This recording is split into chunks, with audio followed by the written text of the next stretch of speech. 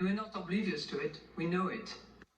And as I said to Mr. Arnold earlier on, we're not driven to sustain and support a particular sector. We are driven by the imperative of delivering on our mandate, which is price stability. And we want to do that timely.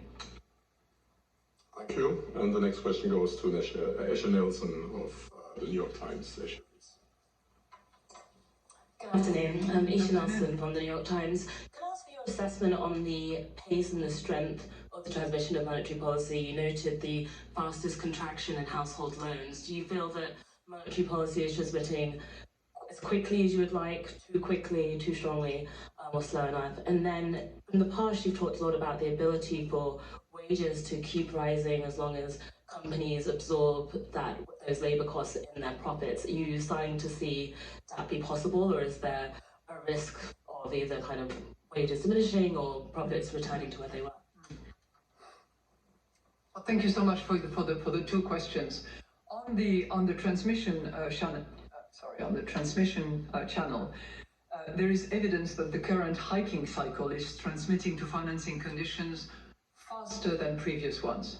So you will remember that we use three three elements in our assessment. One is the inflation outlook, the second one is underlying inflation, and the third one is the strength of monetary policy transmission.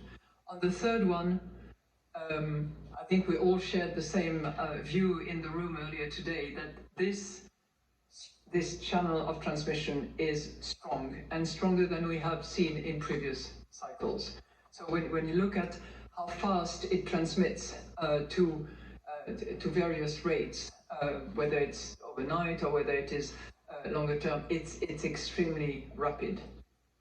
And it's reflected in the lending rates for corporate, in the lending rates for household, which I think I mentioned as 393, and in the monetary policy statement.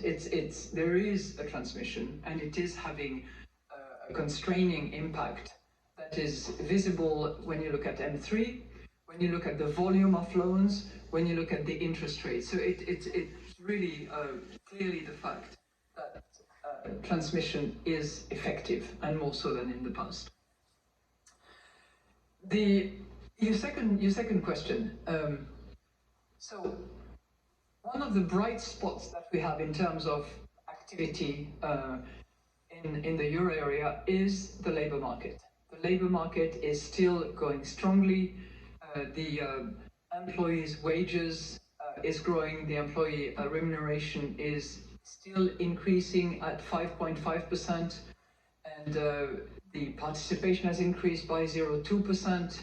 We are beginning to see some signs of weakening in the volume of hires, and notably in some sectors that are related, particularly in the service sector that is related to manufacturing. We are beginning to see some signs. But overall, when I look at my numbers today, it's employees' remuneration plus 5.5, employees' participation in the economy 0.2 plus, and the lowest unemployment rates we ever had.